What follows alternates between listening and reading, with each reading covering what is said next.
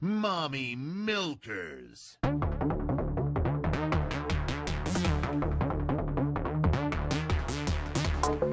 BOOSH!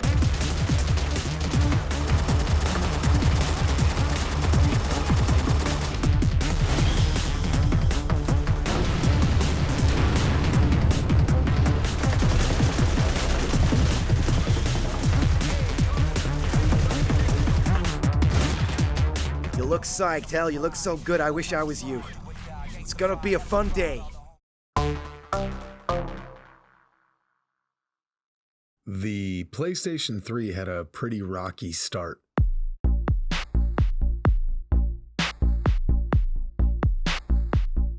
I remember, I watched it all unfold as it happened. The PlayStation 1 and 2 were a very big part of my childhood, and even though I really loved the original Xbox and was very much enjoying the first year of the Xbox 360, I was sure that when the PS3 launched, everything else would be irrelevant. Sony's 2006 E3 conference was then, and still is to this day, memed to death. Giant enemy crab. The price of the console being $599, the giant enemy crab, and Kaz Hirai announcing Ridge Racer on the PSP. The game is powered by Namco. It's Ridge Racer. Ridge Racer. Remember that one? The internet exploded with vitriol over the PS3, with people smugly proclaiming that the system was dead on arrival. But a lot of that is understandable. A large part of the press conference was Kaz talking about the sales figures of past PlayStation consoles and thrilling statistics about how the PS3 will expand the consumer base of HD TV owners and blah blah blah. The first hour or so was pretty boring, and people, even 18 years ago, didn't have the attention span for all the slideshows and statistics, nor should they. Unfortunately, the hate online was to the point where the good parts of that conference were almost completely overshadowed. The important part, the games. This is where Sony messed up, choosing to front-load the showcase with a slideshow of their vacation in Hawaii instead of showing people what the PS3 could really do in action. Heavenly Sword looked amazing. Nariko, the main character, had the long flowing red hair, the animations in combat were incredible, and it was all real footage. Sony made a point to show, over and over, a person actually playing these games, to dispel the possibility that this wasn't legit, a necessity after they basically tried to hoodwink everyone with the fake Killzone 2 trailer the year prior. I remember the early version of Uncharted, and people were saying it looked like a mix between Indiana Jones and Tomb Raider, and it was made by Naughty Dog, who had previously worked on Jak and Daxter. And I remember Resistance Fall of Man, a next-gen FPS where you fight gruesome-looking aliens with a variety of weaponry, from the studio behind Ratchet & Clank no less. It all looked great. And of course, the incredible trailer for Metal Gear Solid 4, which I had on a DVD that I got out of a magazine. I used to watch that a lot. I'll never anticipate anything more than Metal Gear Solid 4. This is what people wanted to see. The games, and more importantly, the big first-party Sony killer apps. What was the game on PS3 that you couldn't get anywhere else? As cool as all these games looked, nobody knew if any of them were going to be that good, and with the exception of Resistance, none of these games were coming at launch, so expectations for the software of the PS3 were very low. There was another game that got teased on the show floor, not in Sony's conference. It showed what looked like a mysterious, aggressive, borderline autocratic figure in a television broadcast calling for you to join up with Mantle, before showing a trooper in the streets getting lit on a mysterious substance, causing him to go nuts and fire on a group of televisions. By the way, Mantle is pronounced Mantle in the trailer. Keep that in mind for later. Anyway, this was Free Radical Design's big, flashy, next-gen game, and I was psyched beyond belief. Free Radical had teased the game in 2005 without a name, and now it was starting to take form. If you didn't know, Free Radical Design developed the TimeSplitters trilogy, with many members of the team being former employees of Rare back when that studio developed GoldenEye and Perfect Dark. If you were born after 2005, this probably doesn't mean much to you, but to sum it up, GoldenEye and Perfect Dark revolutionized console shooters forever. You wouldn't have Halo, COD, or much else without them, and that's a fact, Jack. TimeSplitters were some of the best games on the 6th generation of consoles, especially the 2nd and 3rd games. I put hundreds and hundreds of hours into those goddamn things. Plus, they made the terribly underrated Second Sight. Check out my review on the channel for more info on that. So, a shiny new game on these shiny new consoles from these legends? Send it. Interestingly, the game was initially announced for the PS3, Xbox 360, and PC. But along the way, during its troubled development, something I could say for your youth, some have speculated that Sony gave Ubisoft a couple of dollars to get the game released as a PS3 exclusive, and just like that, the media hype train took effect. I don't know which outlet or which company started doing this crap, but the term Halo killer was used for any game outside of the Xbox stratosphere that was poised to be a better FPS than Halo, purely based on hype. It's crazy to think that this period ended, but for a time, Halo was the big daddy of console shooters, and everyone wanted to be the next big thing to knock it off the podium. Killzone, the PS2 exclusive, was the first big one that I remember, and that didn't go as planned. As soon as Haze became a PS3 exclusive, it was elevated as the next great hope for Sony to dominate the FPS space, the new Halo killer. That also did not go as planned.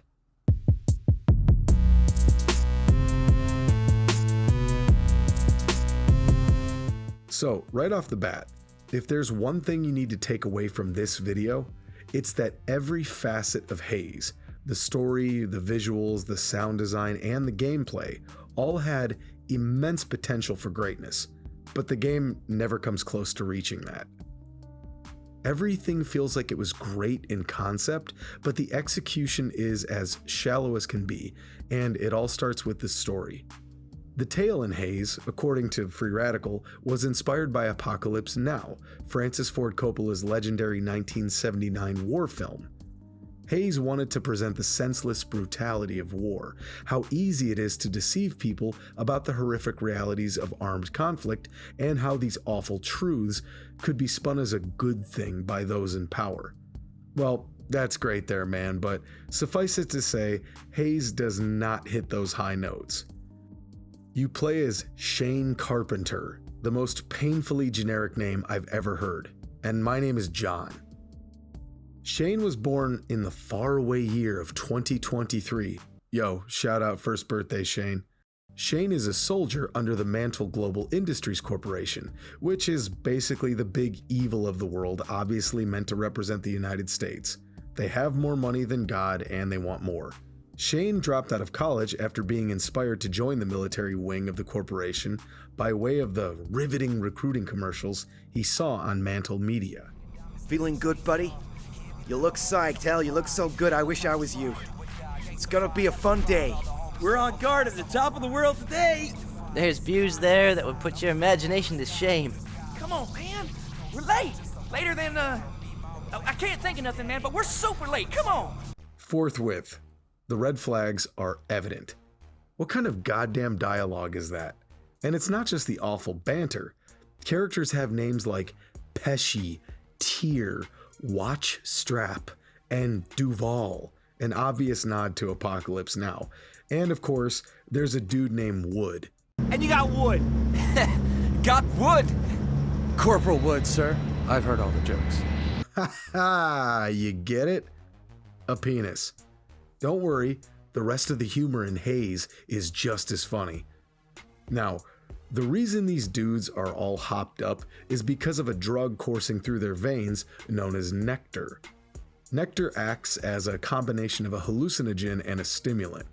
It enhances the user's reflexes, strength, and accuracy while also causing them to not see the carnage around them.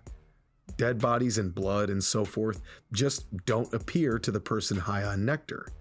It's a bit of an old trope, which, to be fair, is based on the reality of stimulants used among soldiers and support personnel in combat theaters. If you're cranked up on amphetamines and rage fueled by propaganda, you can feel pretty cool when smoking the locals. Yeah! Alright, hey, real quick, can we get this out of the way? You heard in the trailer that mantle is pronounced mantle, right? Then join Mantlecore. And during the game, characters pronounce it as mantle. These are all mantle soldiers. But then, other times, characters will say Mantel instead. I saw commercials for Mantel on the TV reports. I'm just going to say mantle. So, Mantel is on operation in South America, tracking a man named Marino, also referred to as Skin Coat, so called because he allegedly skins his enemies and wears their flesh as a coat. Mantel, is on a quest to defeat Marino's group, the Promise Hand, and liberate the people of South America. A 6-year-old could see through this giant red herring a mile away, but we gotta play along for now. As the plot lurches forward, we get glimpses of reality when the flow of Carpenter's nectar is temporarily disrupted. Again, like all elements of Haze, this plot device had immense potential, but nope. Carpenter gets a taste of reality and goes, wow, that was weird. Anyway, moving on. So, several boring sections of gameplay later, we finally meet Skin Coat himself. Dan Marino confirms that he is indeed not wearing flesh, and then pontificates about what an army's greatest strength is. It's not bullets, but confidence. There's a solid bit of dialogue about how men are hopped up to go kill random people for men in power, and that Carpenter had best be sure he's on the right side of the line. So, Duvall is pissed because Marino took their supply of nectar, and in exchange takes one of his fingers in trade.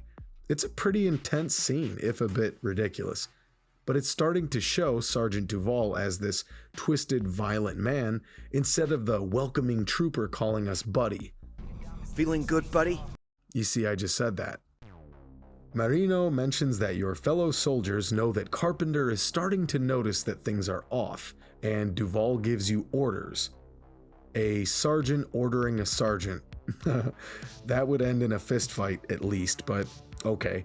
Carpenter just does as he's told and hops aboard. The psychos in your squad want to take Marino's hands off. Shane pulls out his sidearm, a poorly choreographed mocap sequence kicks off, and the bird crashes. Oh no. After this, Carpenter is labeled a traitor and is on the run from Mantle. A Promise Hand lackey leads us to the underground HQ. Upon waking, Marino tells us that we are regaining our humanity while detoxing off of nectar. Man, that nectar is bad stuff. Hopefully nobody decides to use it for their own purposes in the end. Anyway, we're told that Carpenter is different because he's sympathetic. Okay. Marino and Carpenter chat about doing the right thing, blah blah. Marino tells Carpenter that he has been letting someone else tell him what's right and what's wrong, and that he's been doing the bidding of others. Apparently we can learn the right thing by following Marino's orders and his path. Boy, that sounds completely different. Duvall shows up, now covered in blood with an awful gray skin complexion, his true self as it were, now that the nectar is wearing off for Shane. He's referring to everyone as apes and food and such. So, if you were thinking that you'd get to the people behind Mantle, the ones running the propaganda machine, or the slimy businessmen propagating the necessity of the corporation, well, then you're wrong, and I'll let you suck my— Nope. Duvall, this random sergeant, this enlisted dude, is the closest approximation to an antagonist. Yeah, I know the point was that violence begets violence. Men get drunk on power, even when their heads are in the right place, and blah blah blah. But an ideology being the ultimate evil in a 4-hour FPS? So, at this point, Shane is with the Promise Hand and will fight back against Mantle, because reasons. He gets lured into Mantle by advertisements. He gets lured into Promise Hand after a brief chat with their leader. Right. Great protagonist. There is one scene late in the game that I found halfway effective. So, in the opening, Tyr helps you adjust your pack. In reality, he was turning down your nectar supply just a little bit to help you perceive some of reality. Later, we find him near stacks of shipping containers, one of which is filled with bodies of dead Mantle soldiers, sent here after ODing on nectar. I will say, aside from some hammy acting, this is a pretty good scene with some brutal imagery. The commentary on the military-industrial complex is laid on pretty thick, though it's not inaccurate. But the visuals of deceased Mantle soldiers crudely packed into this cold metal box, all while Tyr is naming some of his friends that he recognizes, is pretty captivating. I was paying attention. Problem is, you never really get any resolution. You don't find the men responsible and make them pay. You don't bring down Mantle. You barely make a dent in their operation. You fight Sergeant Duval. The dialogue has some moments where it tries hard to make clever commentary, and sometimes it's decent or at least somewhat poignant, and then sometimes it gets way intense. But he picked up a child, a baby. He beat her bottom lip clean off like he was eating an apple. Then he threw her in the fire. Jesus, dude. Also, keep this in mind. Marino has seen what horrific, awful crimes against humanity can be committed when someone is ripped off of nectar. It's an incredibly dangerous drug, and he knows this firsthand. Remember that. Dan Marino gives a big, impassioned speech to his people before the final assault on a Mantle land carrier. That's all well and good, except it comes after a very long and very boring stretch of gameplay, so I didn't give a shit by then. Then we see the shades of gray come in. Up until the very end of the game, the plot was pure black hat, white hat. Corporation bad, natives good. But when Carpenter disrupts the supply of nectar, Mantle soldiers are lost and confused. Shane questions why they need to be killed, to which Marino replies that this is the perfect time to strike. We see the parallels between Marino and Duval here, with Marino even referencing chemical reactions in our brains, something that Duval ranted about early on. This is where things begin to twist. Duval, off of his nectar supply, is just as maddened as ever. He refers to everyone as animals once more and references himself as the captain now. No, I'm not going to use that stupid ass clip, so Duval is off his rocker, but he kinda makes a bit of a point here. Carpenter tells him to just be normal. Oh, good plan, Shane. But Duval simply asks, what is normal? He asks Carpenter if taking a single bump on the head, betraying his friends before killing all of them, is what he considers normal. Well, Shane? He has no response. Duval goes further and labels normality as simply majority rules. If more people than not agree on a way of things, then we call it normal. I mean, outside of the maniacal cadence and the crazy look, he's making a sliver of sense. Alas, Duval is defeated by way of death and has one last request. Shane, please, don't tell my mom.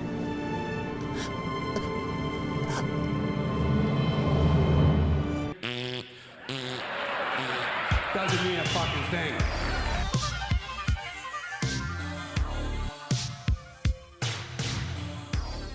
So, Carpenter and Marino escape as the land carrier falls apart under them, and this is where things change.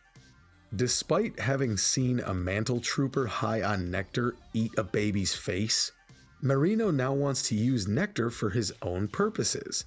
He says he'll just use a little bit, and it'll be for good, he swears. Then he refers to the people of Mantle as animals. So, yeah, he's just Duval 2.0, and Shane is set to be yet another pawn under another insane, drugged-up regime. Jesus H. Christian Slater. The story is not good, clearly, but as I've said, it had immense potential to be something better. According to an anonymous source that worked at Free Radical around this time, the story was originally a lot more hardcore, quote-unquote. Modern-day Iraq, more gore, more politics, and so forth. But Ubisoft came in and began to change elements of the plot until the thing was supposedly entirely different. Now, I gotta say, the premise of a semi-futuristic megacorp hulking their troops up on a hallucinogenic super serum is more interesting than the same old trite commentary about the war in Iraq that was so prevalent in media at the time. But the premise is never fully realized. And it didn't have to be anything super elaborate. Tidy up some of the awful dialogue and add a twist or two. Subvert expectations. Marino becomes another fool that falls prey to the power of power. It was not only predictable, but who gives a shit? I had an idea that I jotted down when I was taking notes. Wouldn't it have been really cool if, right at the end, in the chopper, that Carpenter finally starts purging the very last remnants of nectar from his body? He completely detoxes off of the stuff. And just as the game is ending, he starts to see Marino wearing a gnarly coat made of skin like Leatherface. Shane sees this monster for who he truly is. The nickname Skin Coat becomes reality, and he realizes that he's made a terrible mistake, and now he's in deep with these lunatics. You see, not complicated. Just something. Anything. As it stands, the story is not only paper thin, but the dialogue, as you've probably noticed, is horrible. The thing about the dialogue in Haze is, if Free Radical purposely wrote their characters as these sort of self-aware cliches, a play on the modern douche bro archetype that was becoming more and more prevalent in gaming at the time, well, that's great. I really enjoy writing in gaming that turns the mirror on the player, the medium, or the industry itself, or all three. This is one of the points I made about the first Manhunt. That game was subtly suggesting that you, the participant, are enjoying yourself a little too much. Haze is not that clever, and if anyone tries to pass this off as satirical, well, then you're full of turkey, mister. And either way, whether it was meant to be ironic or not, the dialogue is really hard to get through without cringing. Looks like we need to drop off a prisoner and a pussy. Here, puss, puss, puss! Pussy! Jesus.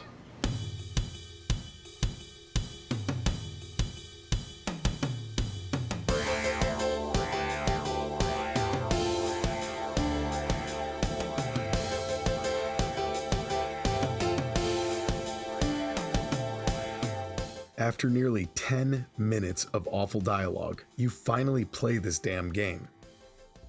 You're introduced to Nectar as a gameplay mechanic. Just hit L2, you get a dose up to 6 in total. If you take too much, you overdose. For all the hype in the plotline about this super drug, in practice, it's really lame. Enemies are highlighted. Wow. Melee strength is increased. Wow. And you run a little faster. It's just not that exciting. I found myself just hitting the Nectar button as a reflex and to try and enhance the boring gameplay by running a little faster. Yeah, boring gameplay. The shooting mechanics are perfectly adequate. You can throw grenades, you can bash enemies if you get close, you can duck, you can jump. All the elements are here, and they work. But it all just feels so lifeless. You jog a little bit, hit the Nectar, shoot, and jog on a bit more.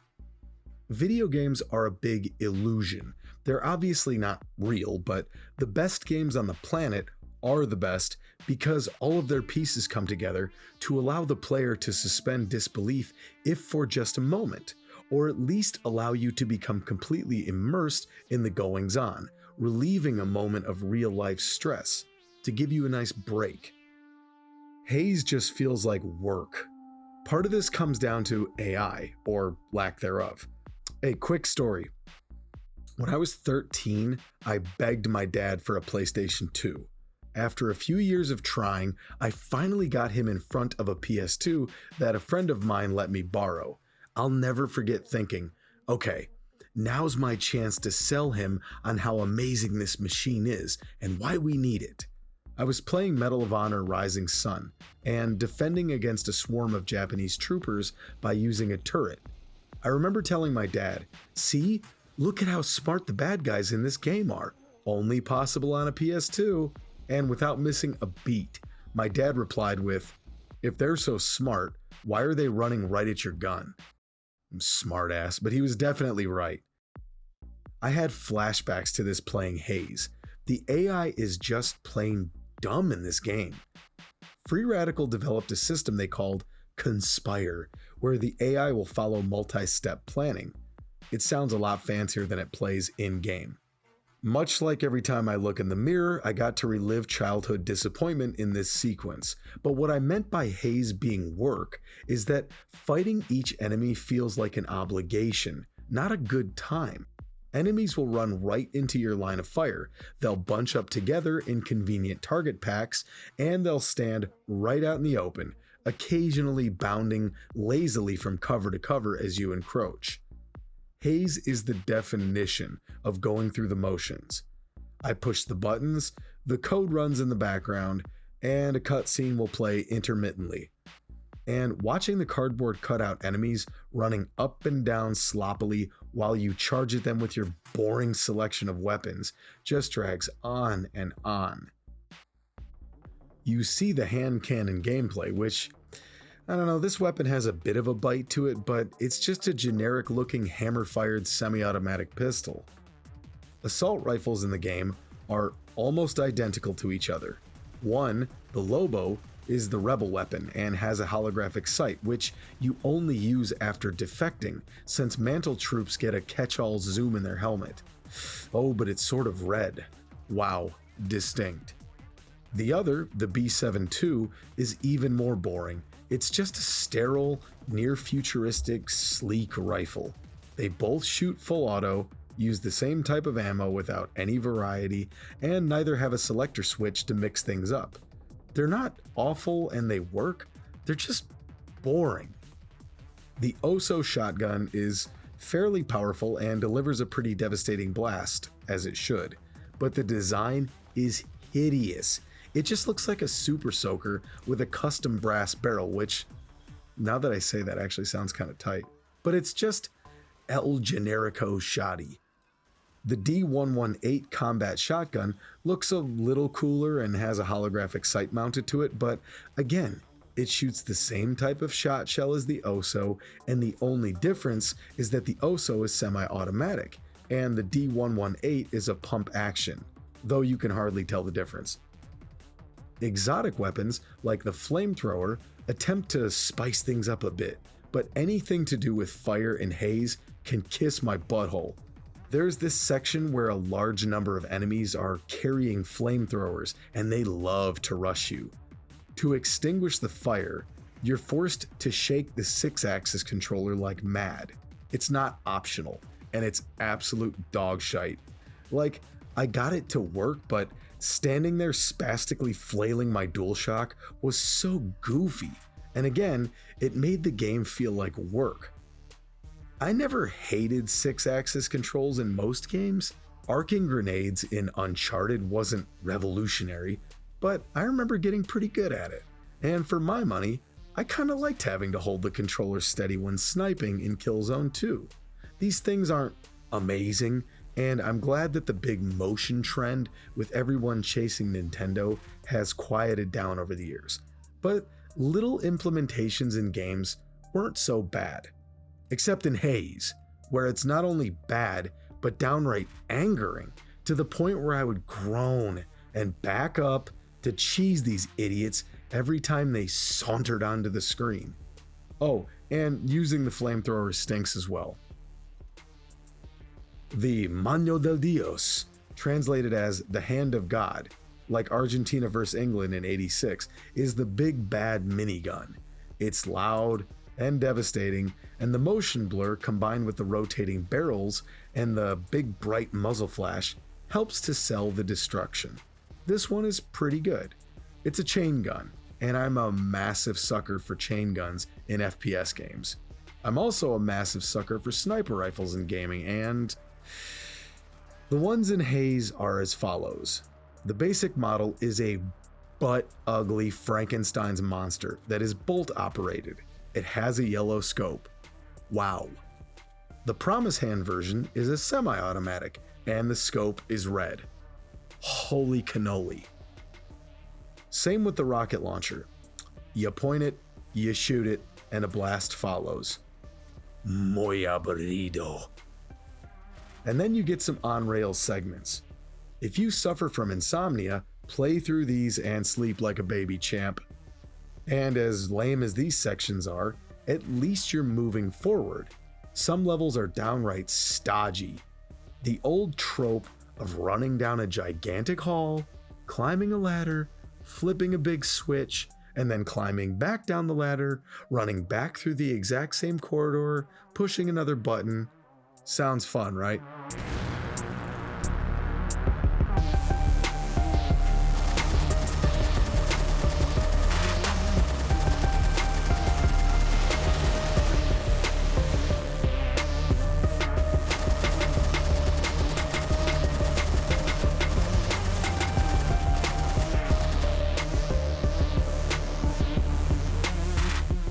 Could be worse. You could be driving. I guess this was supposed to kill Halo. Haha. Enemy mines, falling rocks, tight canyons like your older sister add up to equal a seriously tedious buggy section. The Warthog in Halo felt tight and fun to drive, and the environments were nice and open to allow action-packed yet oddly carefree driving sections. Not in Haze. I just drive through these dull canyons getting shot up. Wow, yes! Like most games, I'm sure this is a little better in co-op. Oh, by the way, this game had 4-player co-op that didn't function at launch. Lol. But I'm way too handsome to have friends. Right, guys? So as a solo player, this stinks on ice. You can jump out and man the turret. But why would you? The AI refuses to drive the buggy. They just bunch up like sardines and wait for your command.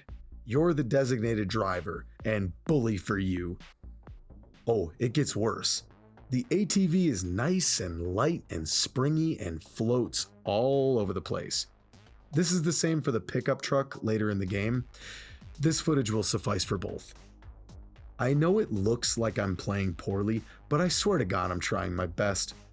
The slightest amount of oversteering causes the quad to flip out of control.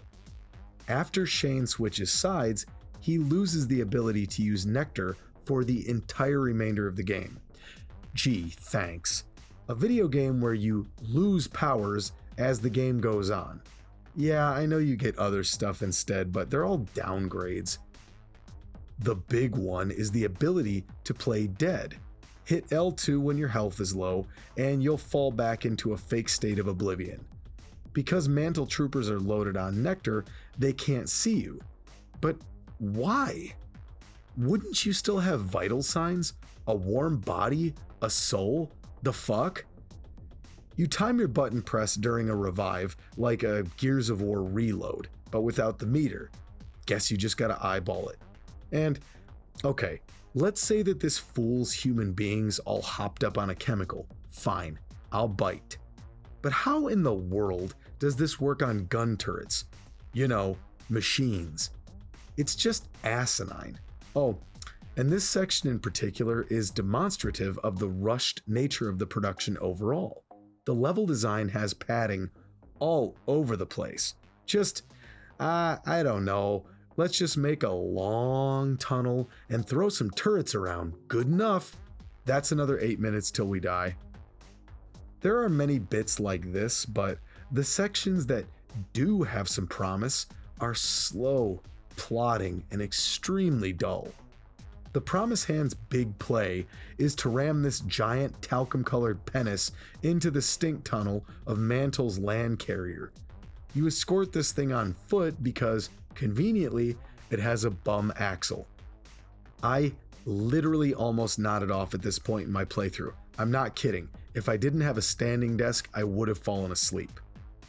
The only joy that I got out of this was getting just out of range to see the textures minimize and then repopulate when I got close. Other exciting abilities include being able to revive your dumb mates in battle. And look at this animation. Just look. What the fuck? Not only is that what you just saw with your own two eyes, but it doesn't even matter. The game refreshes your generic teammates regularly anyway, so nothing really matters. To me. Oh, but you get knives. You can either throw them or give your enemy the old pokey pokey. Well, you can try anyway. I hate this.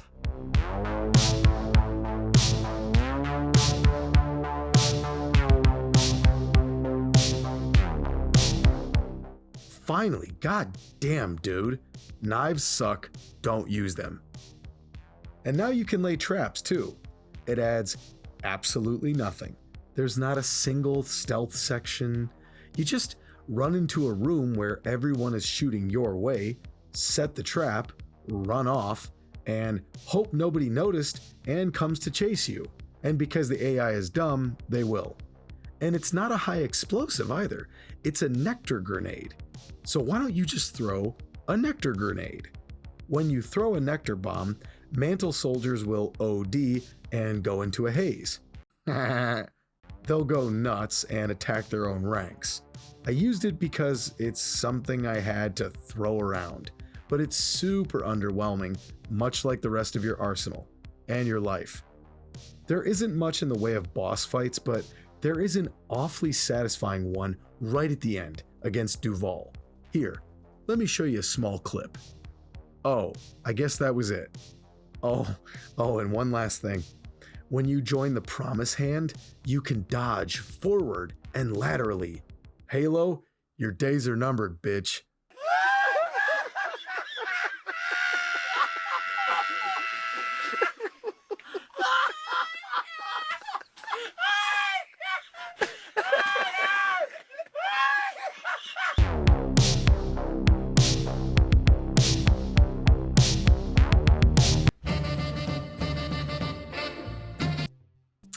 Okay. The graphics in Haze are hazy. I already used that joke, but man, oh man, this was disappointing. The C-based engine used for TimeSplitters was incredible. The colors were vivid, the animations were super fluid, and the game ran at a buttery smooth 60 FPS, even on a PS2. Lovely. Free Radical decided, you know what? That's old news. Time to upgrade to C++. Problem is, they had to develop their engine and their game at about the same time.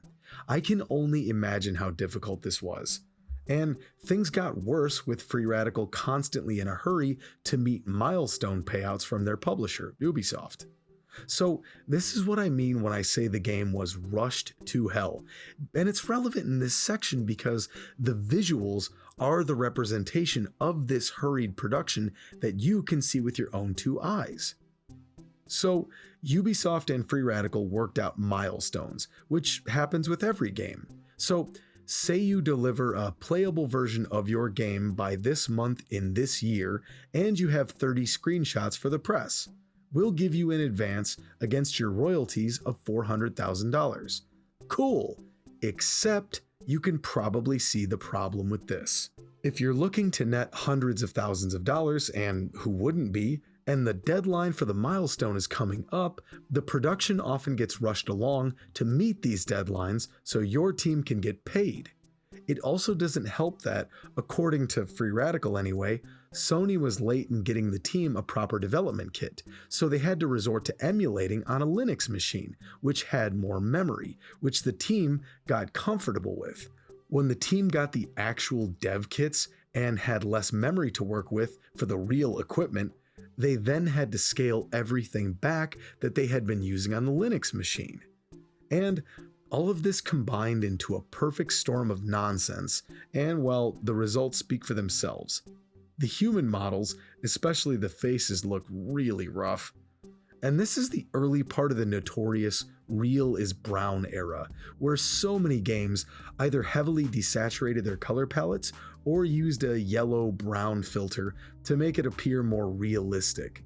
Some games like Resident Evil 5 actually looked kinda cool with the filter, and for whatever reason, I'm obsessed with the general gold theme of Deus Ex Human Revolution, but other games, like Haze, look like ass-ho. Sienna plus urine is not a good look. Boring, murky, muddy, brown environments everywhere. It's like Ohio. Not to mention, this was also the awful era where bloom lighting was pumped hard to enhance the realism, and it has aged horribly. Sometimes the combination of hard bloom, daylight, and white surfaces genuinely hurt my eyes. This looks like a smudgy pastel art piece, but in the worst unintentional way. And the animations are oftentimes super lame. Look at how convincing this is. A close-range shotgun blast. When a dropship comes in, ropes are deployed for the troopers to rappel with, but this wasn't animated. 2 black PNG snakes come down, and magically the soldiers are on the ground. And occasionally, large textures will simply be missing.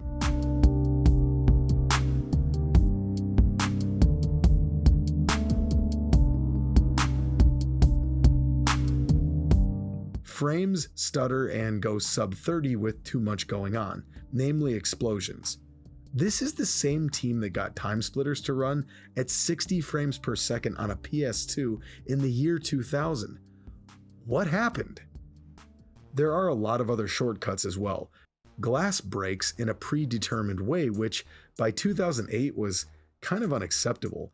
Not to keep comparing the two, but the glass effects in TimeSplitters 2 were phenomenal and were even used for certain challenge modes because they were so good. That was 2002 and a generation earlier. It's not all garbage. At least they were able to animate Carpenter's arms and legs, something I will always praise. Hey, there you go. Visually, the only interesting level is the swamp where Shane is on the run from Mantle. It's still ugly and drab and brown, make no mistake, but the dynamic light from the fireflies is pretty, and the bog is fairly moody. And it has a... There are little things that, had this been in the 6th generation of consoles, I would be a little more appreciative of. Little bursts of dynamic light when firing a weapon indoors, or shooting a large reservoir filled with liquid and watching it leak. Draining the wine barrels in TimeSplitters 2 was really cool for 2002. On a PS3 in 2008, however, the effect looks like crap. If you make a bullet hole in the bottom of the tank, it won't drain to that point. You just get a 2-second spurt of liquid and then nothing. You can shoot at the very tippy top afterwards and it makes the same effect. I bring all of this up because it really sums up the entire experience. Haze feels cheap and limited, like it was made by amateurs, and it wasn't. Free Radical were insanely talented. This whole thing was just a mess.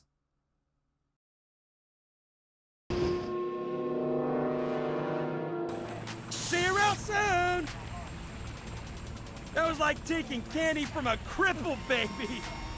I was all like pow, pow, pow, yeah! Jesus.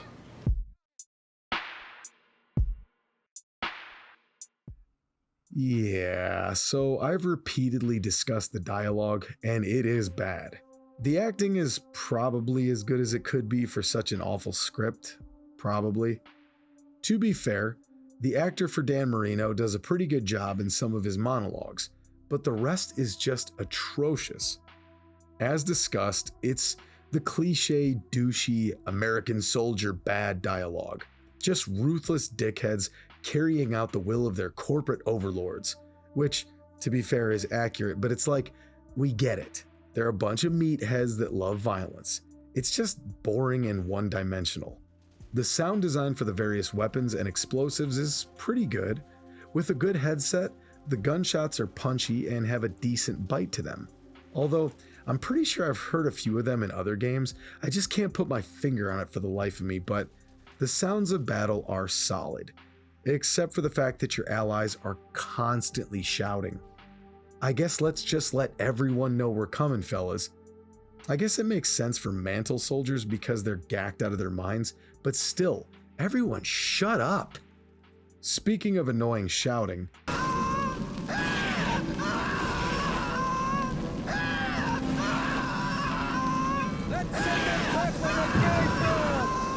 when you get set on fire, there's a generic screaming loop that plays over and over and over.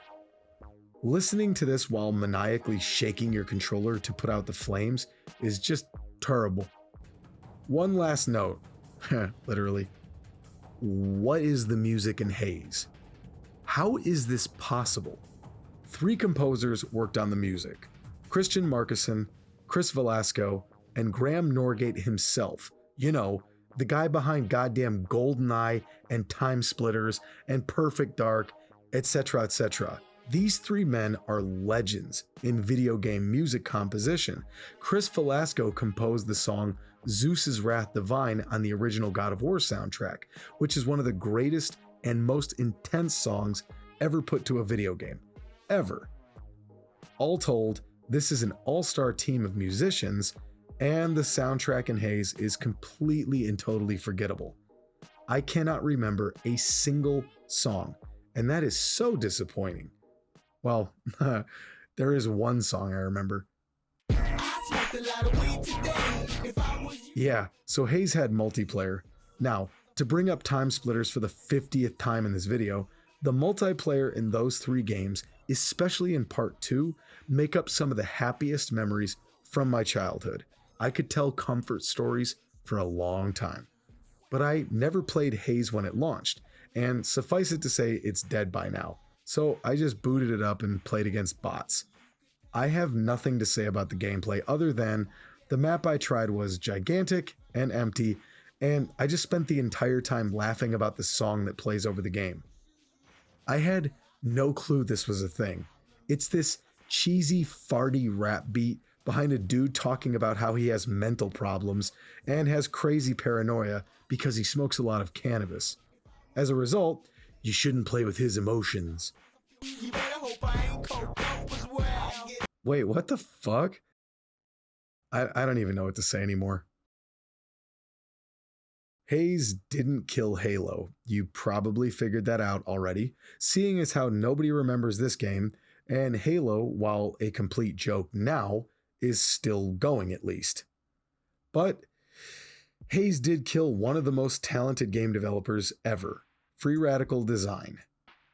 While working on Haze, Free Radical had also been developing the 3rd Star Wars Battlefront game, and from what I understand, had begun pre-production on a 4th as well. The Battlefront games were some of my favorites during the 6th generation. This was back before Star Wars was sopping wet with oversaturation. I remember being so excited about Free Radical being at the helm.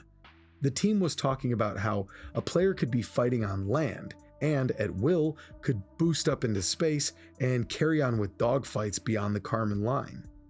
It sounded so wonderful, and although the team has stated that the footage assembled was for portfolio purposes and that the game needed at least another year of work, the potential was tremendous, obviously.